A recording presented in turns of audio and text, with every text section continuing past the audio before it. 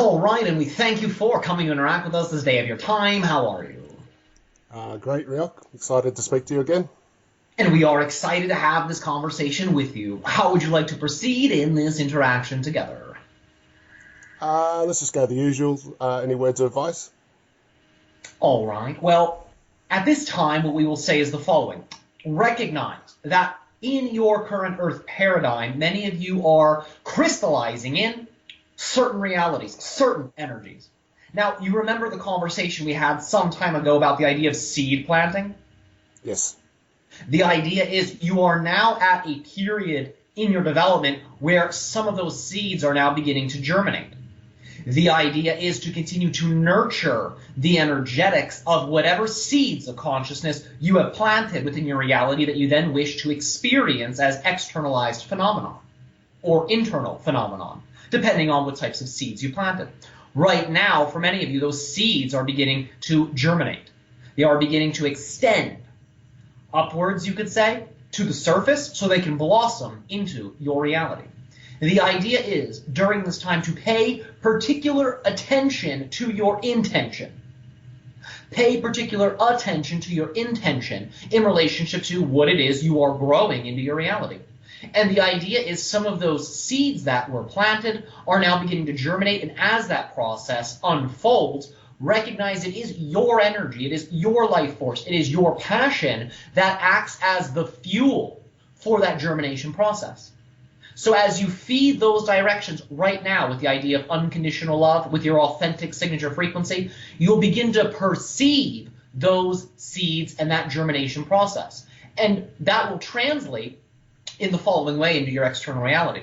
You'll begin to see that germination process occurring in the world around you or within you. And the idea is the more that you feed the seed right now, the smoother of a germination process the seed will have, the more of its growth you'll be able to then perceive in the reality, because you'll be receiving and perceiving more of those experiences represented as the intention seed, germinating and eventually growing into a beautiful plant, extending its branches and yielding fruit. Those are what are the end results of the germination process. In other words, once you have reached the end results where the seed germinating becomes a plant fully and is protruding above the surface and bearing fruit, that is when the reality experience has crystallized and you're fully interfacing with it, and you are receiving and experiencing conscious communication with that version of reality in a way that's very physical and very direct. Those are the later stages of this process. Right now, you're in the germination stage. The idea is to pay attention to those intentions and fuel them with your life force, fuel them with love. Let them become an extension of you, and you'll be ensuring that the germination process is then smooth. This would be, in that way, our guidance for you in a general sense during this phase of your development. Okay, so say when you're saying they're fruiting, you're saying that's experienced in a more visceral way. Precisely, yes. Once it has protruded above the soil, that's when you are interfacing with it very directly in your external and internal reality. So at this stage, in the germination stage, what way would I be perceiving it now? The idea is right now you may perceive it as something that is in the distance, but has brushed against your awareness. It's brushed against your attention. You're saying, oh, look, I'm seeing something in my external reality that represents what I prefer, represents what I wish to create for myself. And the idea is during the germination phase, you may begin to perceive those preferred versions of reality around you, potentially represented as the reality experiences you see in others, or the reality experiences you say you prefer to have when you scan into your internal dreams of what you want to create. And the idea is both of those represent the idea of the germination process. You're beginning to make contact with it in the physical reality. Are you observing any types of examples in your reality experience that represent more of what you wish to create for yourself at this time? Yeah, definitely. Yeah, meeting lots of new people that are more aligned in the way I am, I guess, and my intentions. And financially, I keep having dreams about lots of money in my bank account, and I'm doing quite well financially at the moment. So I can see that. I don't know how it's happening, but I know it's happening. Precisely, yes, you're observing that germination phase. You're watching that energy make its way into your physical reality construct. You're watching the physical reality construct shapeshift to match the energies of those intentions. And the idea is, as you continue to feed these intentions during this time, that reality experience will become more and more and more integrated and grounded and be much more of a conscious player in your reality experience. And how do I like feed it? Say like the money thing. Like I don't know how it's happening, but I just know it's going to happen, and I keep having dreams of it. All right, you're familiar with the idea of appreciation? Yes, very so. Appreciation representing the growing of something, the expanding, the multiplying of something. The idea is appreciate the money that is coming. Appreciate the money you already have. The idea is an attitude of appreciation and gratitude allows for greater integration of those energies into your reality. The idea is to remain in that state of authenticity as you project your awareness into the realms of what you consider to be finances. So as you begin to contemplate your finances or think about your finances or work with your finances, understand that it is that type of attitude of appreciation and gratitude that allows for more amplification of those energies represented as finances. Okay, I could do that. I'm pretty appreciative in general as a human being. We have a few other ideas for you, if you wish, for that process. Yeah, far away. Recognizing that when you utilize the finances you are birthing into your reality in a way that represents your passion, in a way that represents your drive, you will then begin to experience the idea of making money, but through the theme of your passion, of your joy, of your excitement. So when you utilize your finances in a creative way that represents who you are and the version of Earth you prefer to be on, you will then attract in more finances that are in resonance with those energies, with those themes. So the idea is the reality experiences that you say you prefer begin to essentially pay you for interfacing with them, for engaging them. And when you utilize money in relationship to the directions of your highest preference, you are allowing for money to then be involved in that relationship. And it's a two-way street. The idea of exchanging energy in the form you consider to be money is not a one-way transaction, it's a two-way transaction. Does that make sense? Yes, it does. Excellent. Is that all you have to say on the subject? For now, we find this will be beneficial. We will likely speak more about it as we continue in the transmission with you. Okay. Talking about having dreams of money and things of that nature, I noticed lately in my dreams, sometimes it seems like reality. I've got to sit there and question, did that actually happen in reality, or did it happen in the dream? Is that just going to continue more and more? Well, recognize that it is happening in reality, but it's a different frequency of reality. It's a different frequency than the physical reality, but it parallels it because it's similar to it in vibration. So it still happens in a reality, but it may not be 100% a part of the physical reality. It may be blending in other densities of realities. So when you're dreaming, no matter what the dream is, it's always occurring in reality. Now, how you interpret that, how you apply that and integrate that is up to you. Because as you know, you can label a dream as fictitious, and it will simply be fictitious. And then it is experienced in that way. But if you recognize that the dream represents its own reality with its own beings, with its own teachings, with its own lessons, then you will experience it as such. Does that make sense? Yeah, I don't label it as fictitious. I'm just understanding how some dreams come to fruition and some don't really. But usually the feeling that comes with the dream makes it more surreal or more real, so to speak. And that's what makes it blend in to my life. So yeah, I'm just trying to get an understanding of that.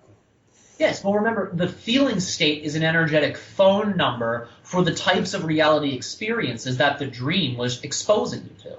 So when you understand those frequencies when you wake up, and they're still in your memory, that is a literal phone number. So you can use what you experienced in the dream world as a blueprint for how you create the physical reality. It's like a tool in the tool belt. So I can just lock into that scene and that feeling and that reality of the dream to ground it into my 3D or my physical life. Precisely, yes. And the idea is when you are interacting with money in your physical reality, draw upon that state of being you are exposed to in the dream to allow for that dream to be integrated and crystallized into the physical reality experience. Okay, that makes sense. That's, yeah, if you just confirm what I'm thinking. It makes sense and it makes dollars. Okay. Okay. I want to ask about this remote viewing that I've been doing lately. I want to ask some questions. Do you have any advice on it for starters?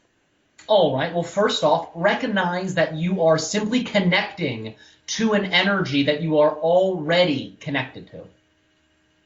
All objects, all beings, all locations exist here and now, and you are 100% already connected to them. The idea is when you're remote viewing, you are shifting your frequency to observe and experience a connection that you already possess, that you are already linked up with. And as you begin to explore that connection, recognizing it's already there, it has its own frequency, you can tune into it just as you tune into the dreaming reality, you will begin to open the doors of perception to whatever it is you are, quote unquote, remote viewing. Recognizing it's already a part of you, recognizing you're already in communication and interaction with it. Before and after, it became a game of remote viewing. So in the moments preceding the desire to even remote view the thing, that connection was already there. You were already interacting with it. You were already connected to it. Via the game? Preceding what you're doing. We're calling it a game just for convenience, but the idea is all things in reality you're already connected to. And when you say, I wish to remote view something, the idea is you're tuning into a connection that has always been there. You're tuning into a reality you have always been linked with in some way, shape, or form, but you're simply making that reality connection more conscious through the permission slip tool of remote view. Okay. I'll have a few questions about it. All right, let's begin. All right. So sometimes I perceive them, and then I perceive the item that was last in it, and not the item that was in it. Could you tell me what's going on there? It's like it's got a old smell to it or something like that I'm picking up on. Yes, precisely. Recognize that there is an energetic exchange that takes place between all things within the reality. So when you have an object that's placed within another object, such as an object you wish to remote view inside some type of container, the idea is that whatever objects that container has been interfacing with before the remote viewing object was put into it will still be connected, entangled with the container in the remote viewing exercise. So the idea is to become aware of the idea of time in relationship to what you are scanning into when you are remote viewing. So recognize what frequency of time are you perceiving that connection to be in. In other words, are you connecting with a more past, quote unquote, version of that container where there are more residual energies from past objects that were in it? Or are you interacting with a more current version of that object? Or are you interacting with a more future version of that object? Do you understand? Yes. So when I do that and I pick up the past version or the stronger frequency I pick up, is it because it's a stronger frequency that I'm picking it up? Yes, at times it can be because it's a stronger frequency. And at other times it represents the energy you are bringing to that activity. So it can be a bit of both. At times, people will bring in energies to remote viewing that will tune them into a more past or future frequency of time during the remote viewing. So the idea is the more present you can become in your field, the more you'll calibrate the remote viewing skill to be in the frequency of time you consider to be the present moment. So the more in the moment you are, the more in the moment you'll be able to perceive that container with the object.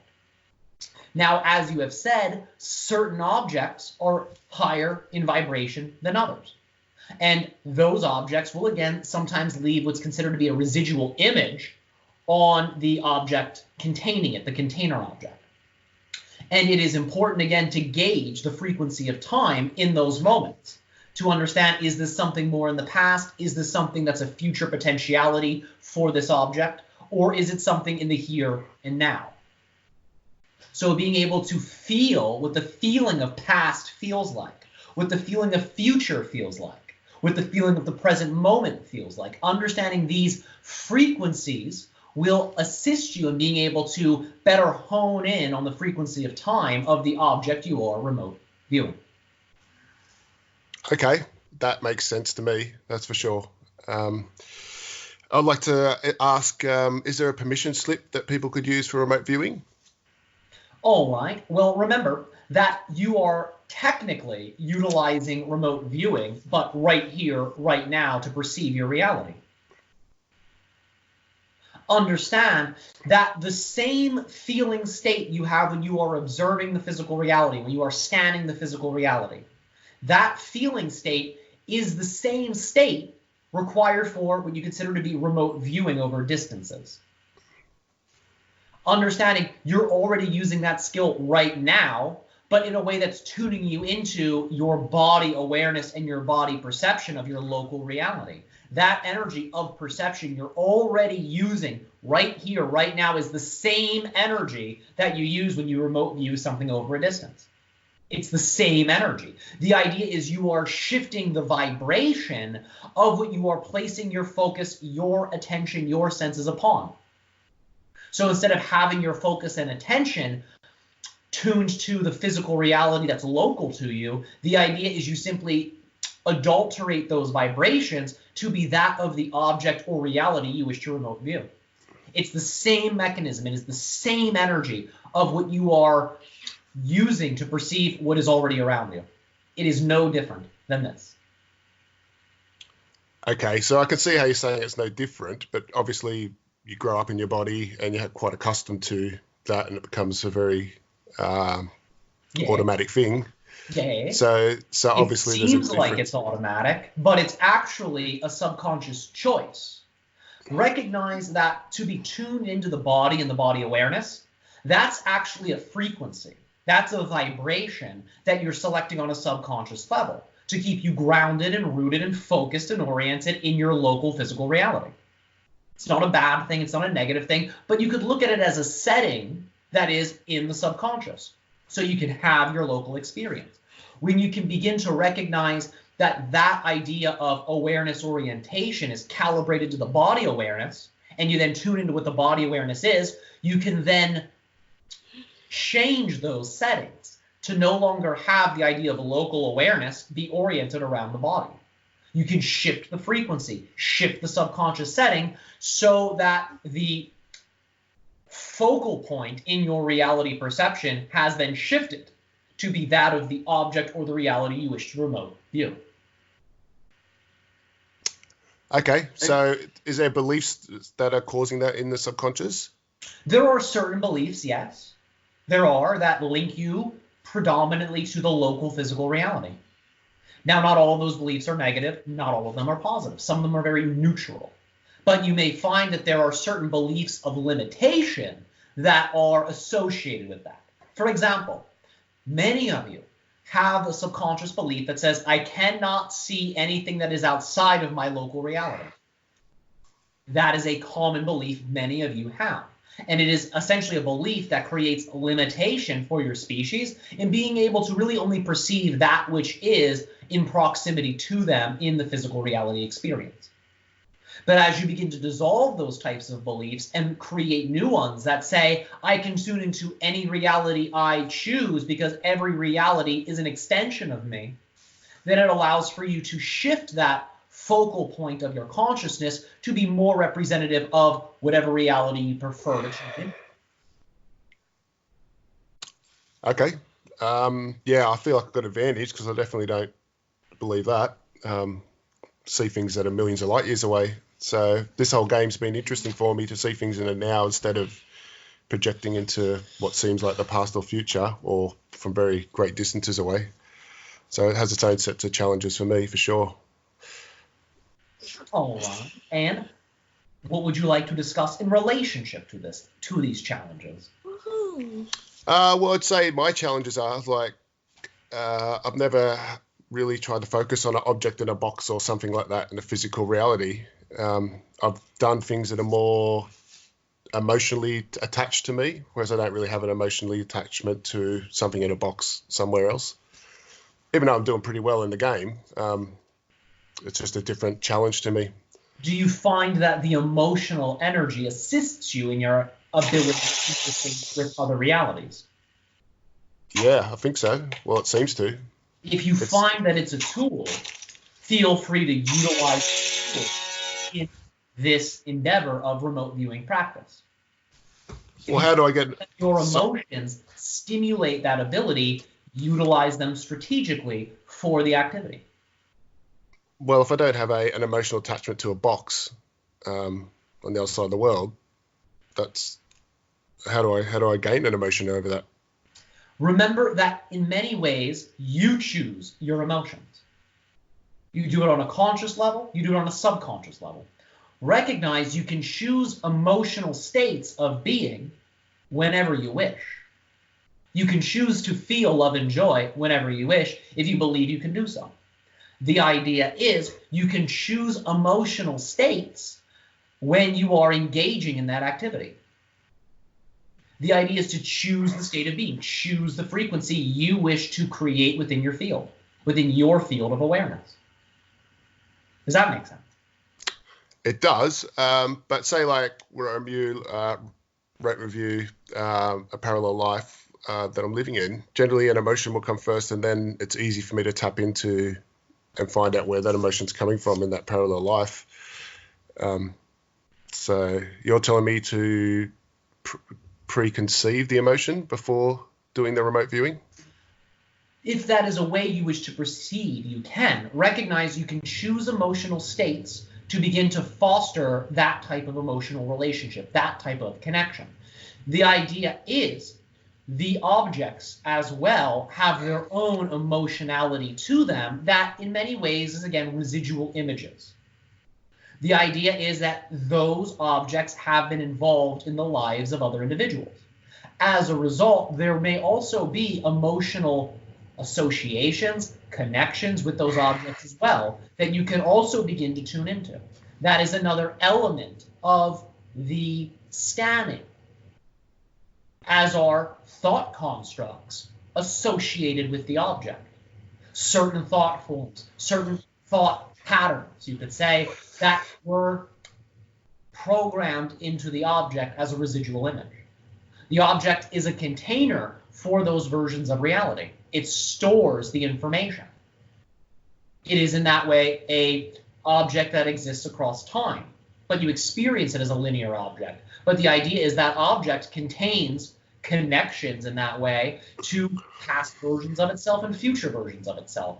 In past and future versions, there are thought constructs that may be associated with it and feeling states that may be associated with it, that may be related to the feelings or thoughts of the individual who was in ownership of that object. So you can use the emotionality to your advantage by inducing a state of being that allows for you to be more excited, more intrigued, more creative, more curious when you go into the remote viewing. And you can also begin to tune into those energies of emotionality or thought construct that may be associated with the object. And the idea is the frequencies of time and being able to perceive what the past feels like, what the future feels like, what the now feels like, can also assist you in finding where those emotional programs or thought construct programs are related to in relationship to that object. Okay, I'll give that a crack. Yeah, it's one more question in remote viewing. I'd like to know how would someone like cloak it? So if you wanted to hide something from me remote viewing, how would you do that? The idea is there are certain color frequencies, energy frequencies, that create a very elevated vibration. And the idea is that only individuals that are a signature frequency match for that vibration can then interface with the object. So it's not necessarily the idea of hiding it, but it's the idea of tuning it to a specific frequency, so only beings of that frequency can perceive it. Therefore, it will become invisible or imperceivable to beings that are not of that frequency. So it's essentially like you're tuning it out of the frequency range of certain individuals, certain observers, and into the frequency range of other individuals, other observers. Okay, that makes sense. So they'd use what colors and shapes and things of that nature? Exactly, yes. And the idea is that certain colors and certain shapes have certain frequencies that you could say are associated to frequencies of consciousness, human consciousness. So the higher of a vibrational signature you wish for the object you wish to cloak is, one moment. Thank you. All right, the idea is that whatever frequency you tune that object to will then entangle it with observers that are of a like vibration. So you can utilize colors and you can utilize shapes in that way that represent higher levels of consciousness. Therefore, only individuals that are a match for those higher levels of consciousness will then be able to perceive it. Okay, that makes total sense. That's very interesting. All right, is there anything you want to talk about before we move on? We find that this is sufficient for now, but we will speak more as the conversation unfolds. Okay. Well, I'm just here. I guess I'll speak about. I just want to get some insight on the little UFO I seen shoot across the moon the other week. All right. And what about this? Would you like to give? Could you tell me what it was? You are speaking about UFOs that passed by the moon? Yes. This was in many ways a collection of different beings that were working to make themselves known. As your society is getting closer and closer to open contact and complete disclosure, the idea is many crafts are making themselves more and more and more available to the public eye. And they are doing this through more and more and more reputable sources of information, you could say, within your governments, within your societies. So the idea is that they are working, the beings in the crafts are working as a network of different societies coming together that are a vibrational match for the DNA of the current experience of humanity. So these beings are coming in, making themselves known so that the public can get a little bit more ready for disclosure, but also so individuals who share DNA with these beings become a little bit more triggered, a little bit more awakened. The idea is that passing by the moon also represents augmentations to the emotional energy of the planet, of the species. So in many ways, these beings were also making changes to the emotional fields of your world, allowing for the idea of a greater release of emotional energy that you could say is more hereditary, you could say is more genetic, you could say is more ancestral, a releasing and detoxification of some of these denser energies. So that way, higher vibrational, emotional codes can then be shared with the populations. So this, in many ways, you can consider to be an emotional healing, an emotional upgrade for your planet. Well, for me, I was thinking about some Palladians on my veranda, and I just looked around and I seen it shoot across the moon in like a 45-degree angle. So I don't know. I was just trying to understand its relevance to me. All right. Well, do you feel your own emotional world is shifting? Do you feel your emotional world is changing? Oh, greatly. All right. Well, recognize that whenever you have craft that are interfacing with the moon, generally speaking, it represents the idea of emotional upgrades, emotional transformations. It also represents the idea of the rewiring of the subconscious. Whenever craft are interfacing with the moon, generally speaking, those are the types of themes they are involved with. And it was in that way a Pleiadian craft you observed? Well, I was thinking about them and then I turned around and I seen it. All right. Well, there you go. The idea is to recognize that the Pleiadian beings in general when they are interfacing with the emotional fields of your planet and of your species, they are in many ways utilizing song language. They are utilizing a high frequency communication stream that is based in what you'd consider to be music, you'd consider to be tones, you'd consider to be songs. The codes of light that Pleiadian beings then impart to your world are musically oriented, that essentially sing to your DNA. They sing to that level of your being, so that way there can be greater harmony and harmonic potentiality within the DNA replication and the DNA photonic light communication network. It allows for you to experience life, this may sound a little cheesy, almost as if you were in a musical, where things are a little more lighthearted. It feels like your entire heart is singing. It feels like in that way the emotional connections you have with the world are almost rhythmic. They are almost musical in nature. That is more or less the type of energy that Pleiadian beings impart to your species when they are interfacing in a lunar way. Yeah, well, I've definitely been heaps very emotionally stable lately. I'll give you an example. The other day, we've got all these major fires here in Australia. Like millions of hectares have been burnt. So I'll get my hang glider and thought, oh yeah, have a smart idea to go jump off a cliff and have a look at the view. And I jump off and I'm like, oh, I knew something was wrong straight away. The air wasn't right, but probably shouldn't be flying in a bushfire. And then I turn around and I realize I'm in trouble. And then I was about to crash into a cliff. And then next minute I turn around and I'm about to crash into a tree. And then I popped into the forest and amazingly didn't break my back or anything. I landed in a 20-foot tree and then hit the ground. And then I was just thinking, I was very happy. Like I went through the emotional scales of being, happy, then sad, then thinking I'm going to die, then thinking I'm all right, and then stuck in the middle of the forest, which took me 3.5 hours to get out of, and would have been normally frustrating. But I was quite emotionally stable. I was quite amazed at how emotionally stable I was, even at all those ups and downs. So yeah, obviously something's changed lately. Yes, you are experiencing the idea of the point of view of the higher self. The recognition that the idea of a negative or positive emotion is an energy that can be easily balanced by recognizing that one is the observer as well as the creator of both of those stimulations. That is the point of view of the higher self, the observational quality and the knowingness that you are creating reality. You are creating the negative vibrations as well as the positive vibration.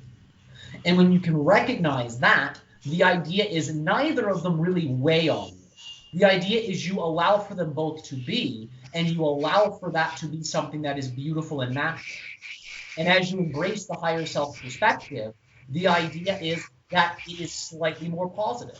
It moves into a more positive focal point the longer you embrace that energy.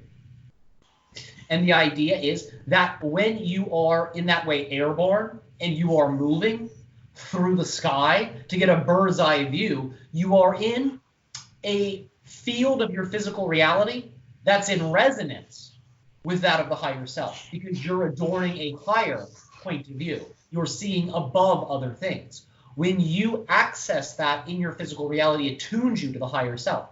And it's that higher self energy that allows you to feel the balance that naturally exists within you, regardless of positive or negative things that you may experience within your reality. Yeah, well, that's exactly what happened. I just felt quite neutral about it. I was sort of happy that I didn't break my back or die. And then I was sort of like, I wasn't even frustrated that I had to carry my glider out for the next 3.5 hours. I did get frustrated at one point a little bit, but it wasn't really bad. I just sat there and thought, I've got to call this rescue helicopter to pick me up. This is not going to be good. And I just sat there and I thought, if I can just align to the frequency of already being home and just focus on that, and then something will happen. Even though physically, like the walls of jungle were 30 foot high and dense, and I could see no way out and cliffs, I just stuck to that frequency. And then it was funny, once I did that little meditation and stuck to that frequency, within a short amount of time, I found like a bottle of water in the bush, and then I found a little trail. Then I found like the one access point to get up the cliff, had a rope, and everything just went well from there on. and you are showing yourself the power of your manifestation. You are showing yourself what your vibration, what your focus can actually birth into your reality. That, in many ways, was a very deep lesson in direct experience from your higher self. The entire event was a massive lesson from your higher self. So you could understand the frequency state of the higher self through the hang gliding, and also understanding how to simply tune your frequency to the reality you prefer to then manifest such an occurrence, such an event, such an experience.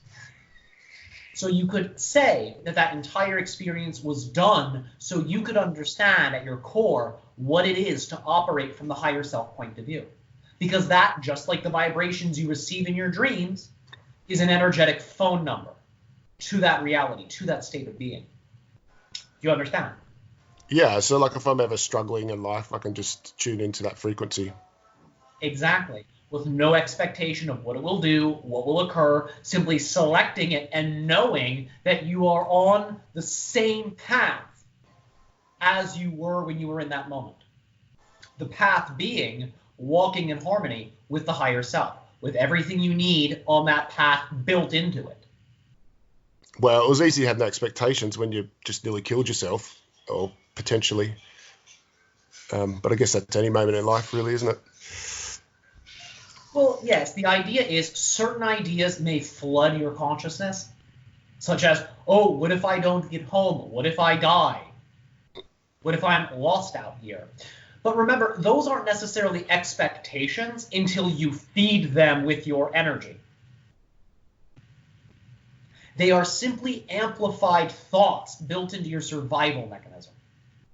That is slightly different than an expectation. Even though it may have a lot of emotional and biological charge to it, it's still not quite an expectation until you say, that's going to happen.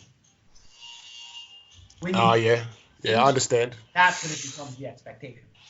When you select reality, however, that you wish to manifest, such as the idea of already being home, the idea is to simply indulge that vibration, enact that vibration through how you are behaving, how you are conducting yourself, with no expectation of what will occur, simply knowing that that vibration is representative of the reality you prefer, and that the reality you prefer has everything you need built into it.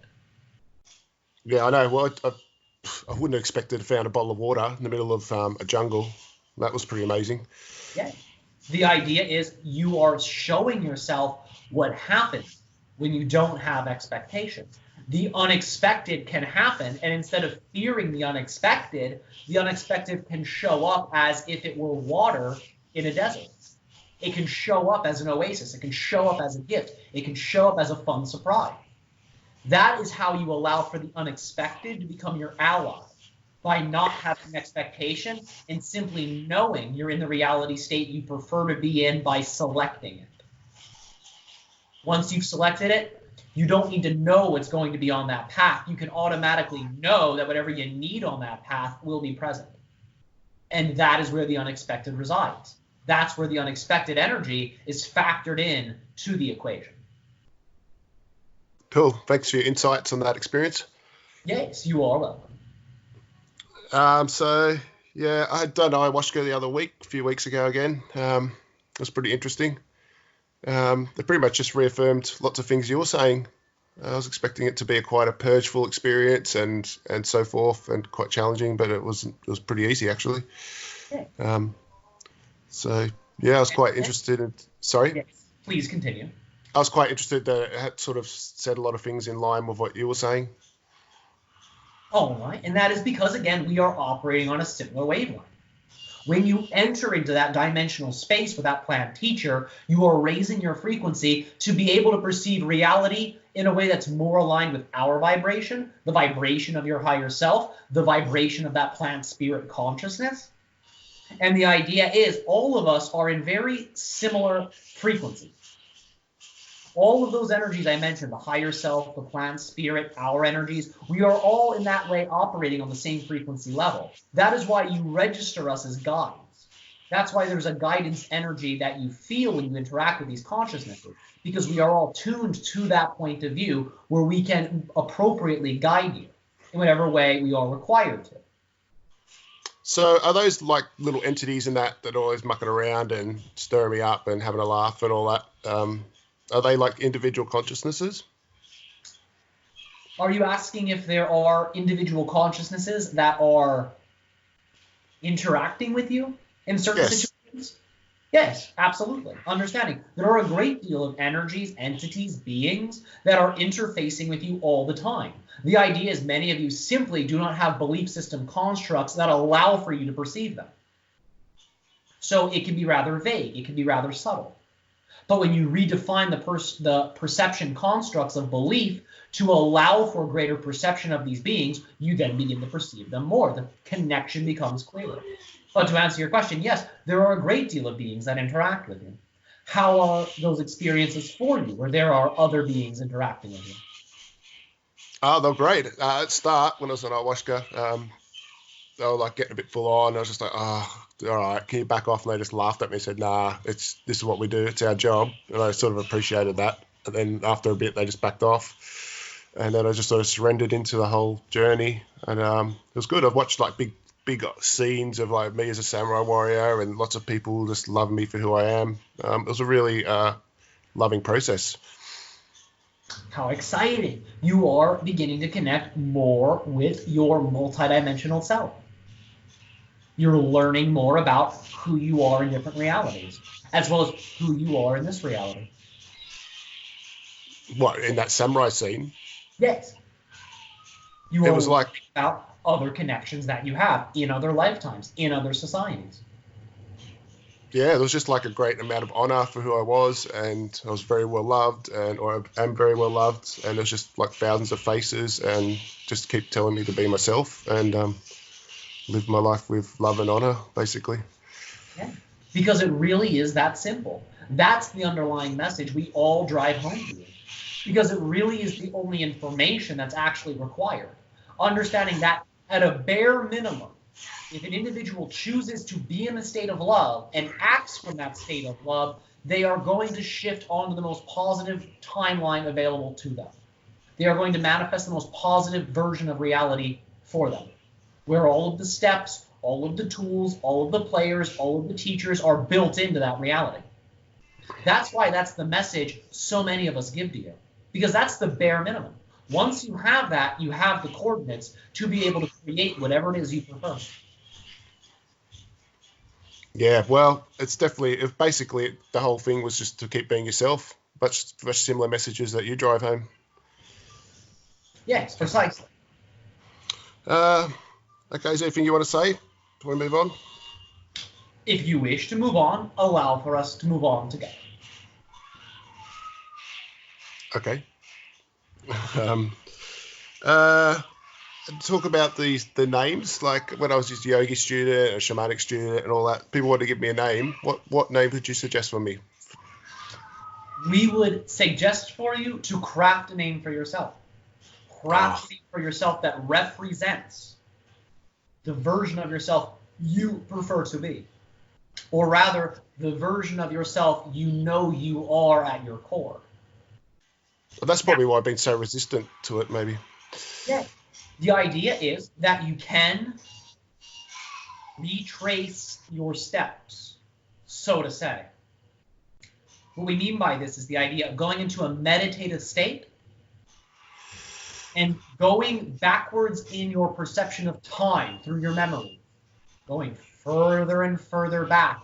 The idea is you are reliving your life, going further and further back in time, feeling the experiences that come up, remembering the exchanges, remembering what you went through. And the idea is to retrace your steps further and further and further back until you are within your mother, until you return to the point of view of being a newly created physical being.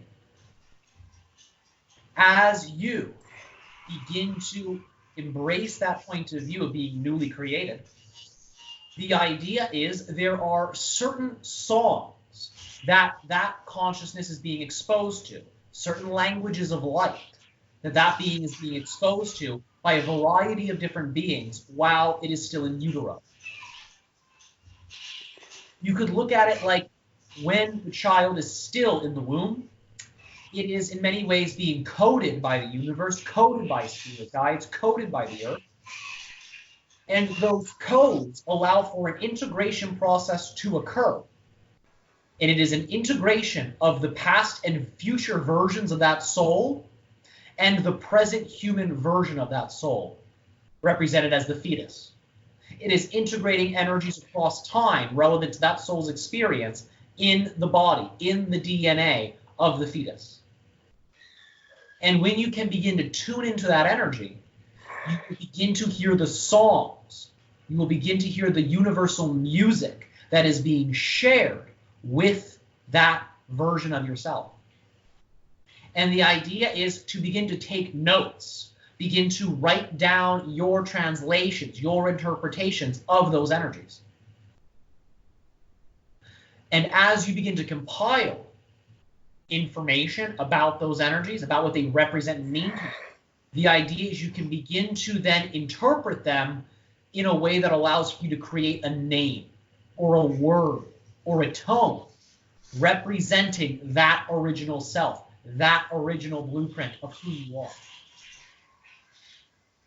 This is a way you can go back, or rather shift to that version of yourself and receive very core lessons, core teachings, core aspects of information relevant to who you are that you can then translate into something such as a name. However, you can also translate it into many other things, such as pictures, such as poetry, whatever you wish, but you can also translate it into a name. Okay, that's going to take some effort, but I'll try some of those exercise. All right. Is there anything else you want to say? At this time, we will allow for you to continue to express however you wish, and we will reciprocate with our own messages. Okay. I just want to find out what was going on with the black things that are coming out of the sky.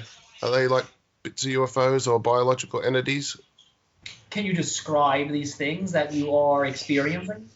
They're just like a black ball, sort of like falling out of the sky. All right. And are you observing them in person? Yeah, I believe so. I've seen one. I'm not sure what it was. All right. And did it appear to fall very quickly or descend slowly? Not as much as if it was dropped, but a little bit slower. All right. Sort of wobbled down. And did you watch it make contact with the land, or rather the horizon line you had access to?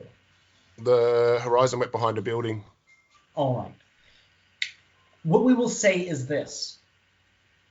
There are individuals on your planet that are depositing technologies in different locations for varying purposes. And there are also situations where extraterrestrial consciousness is doing the same thing. It is depositing objects into the reality framework. And as the object is deposited into the reality framework, it begins to densify and solidify as it comes closer and closer and closer to the surface. The idea is that many of these objects you're observing are in that way extraterrestrial technologies. You could look at them as supply boxes, perhaps. And as it begins to make contact with the atmosphere, it is still in a rather energetic level of itself. It is in a energetic blueprint form that is solidifying as it increases in its proximity to the surface. When it actually makes contact with the surface, it becomes a highly physicalized object. The idea is there are certain beings that are extraterrestrial in nature, that are crystallizing themselves as physical beings, that allows for them to work with physical reality. There are currently ET species on your planet, and they are in many ways bringing in supplies. They are bringing in technology. So they can begin to interface in very unique ways with the natural environments, with the animals, and with the people, as well as other beings that are interfacing with your Earth. Now, again, some of these deposits are human. This is something that also occurs, again, for similar reasons, similar themes, but from a more human-based perspective. So it is, in that way, both. So what, they're just dropping them behind my house? Have you considered exploring this?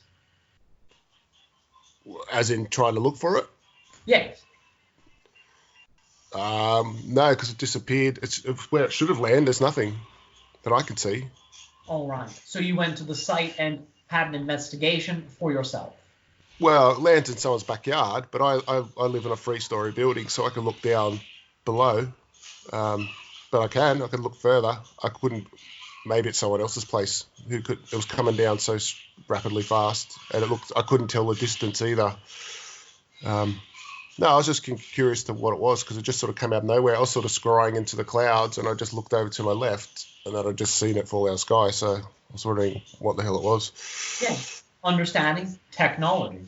In that way, you could say supply box. Okay, supply blocks to who? One moment.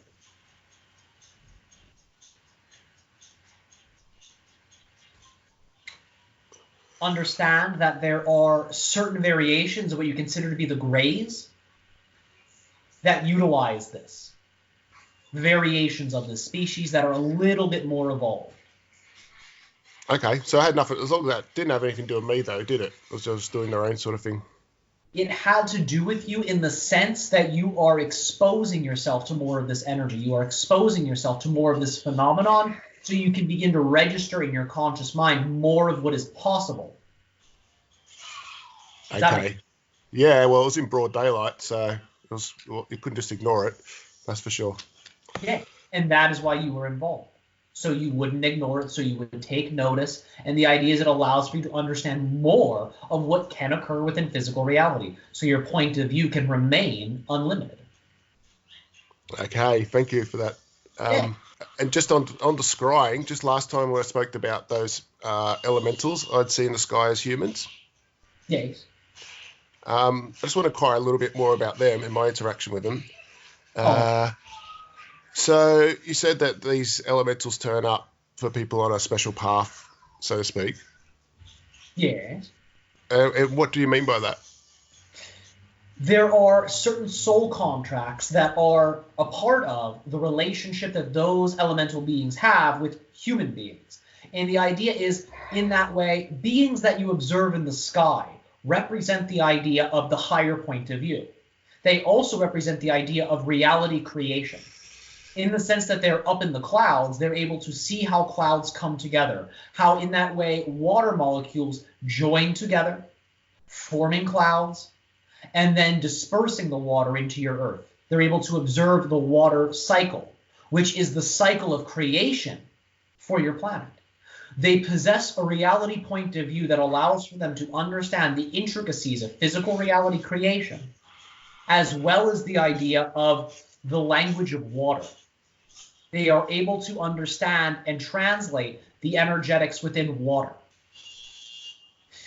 They, in that way, will utilize the energetics contained within the water to shapeshift clouds, to rearrange the configuration of clouds so it can appear as images, which then can trigger the idea of synchronicity within human observers. These beings have soul contracts with humans in that way, specific humans, that allow for the human being to understand more of that point of view, so that the human component can understand what it is to translate subtle energies, but more specifically, the subtle energies that are used to generate physical reality itself. So that an individual can understand from that higher point of view how they can utilize energy, the coding of energy, to create and shapeshift physical reality in a way that represents what they prefer. So, sorry, is that my soul contract with them? Yes, precisely. And that is why you have the interaction with them. They are working to impart those perspectives into your reality so you can adorn them and use them in whatever way you prefer. In creating my own reality via water? Precisely, yes. Which we have talked about together before. The idea of programming the water, yes? Yeah, like I did on full moon. Yes, exactly. This in many ways is related to the teachings, to the energies of these elemental beings. So back then on that day, that's what they were trying to impart to me. They were working to impart a great deal of information to you. But if we had to condense that information and translate it in that way into your language, those would be the highlights of the information. Those would be the highlights. Those are the bullet points of the teachings. But you will find that as you focus on those different bullet points, more of that multidimensional energy you are exposed to will then become revealed as you meditate upon each of those bullet points, each of those themes. The idea of seeing reality from the bird's eye point of view, the idea of shape-shifting clouds in a way that represents the energetics of the water used to formulate the clouds, and the understanding of the water cycle and all of the different codes, all of the different light frequencies the water contains as it moves through the water cycle. These are the major teachings of these beings. Those three major themes are complete lectures. They are complete lessons. As you meditate upon each one, it will reveal to you more aspects of the information you are exposed to when you interact with the beings. So I can still just focus on that event. Precisely. Just as you do when you remote view, it is no different. You're simply tuning your frequency to that reality. Well, when I tuned into that event that went on obviously for many hours, wasn't just a flash. All I feel is like a lot of wisdom, or they're imparting a lot of wisdom to me. I can't really put it into words. All right. Well, remember, that is a belief, that you cannot put that into words. It's almost as if you're saying, I cannot put that into action, when you say, I cannot put it into words. Because words and speaking is still an action. That is still a function of an action step in your reality. So when you say, I can't really put it into words, what you're saying is, I don't really know how to integrate that in a way that represents taking action based off it. That is where the idea of meditation upon those energies becomes valuable.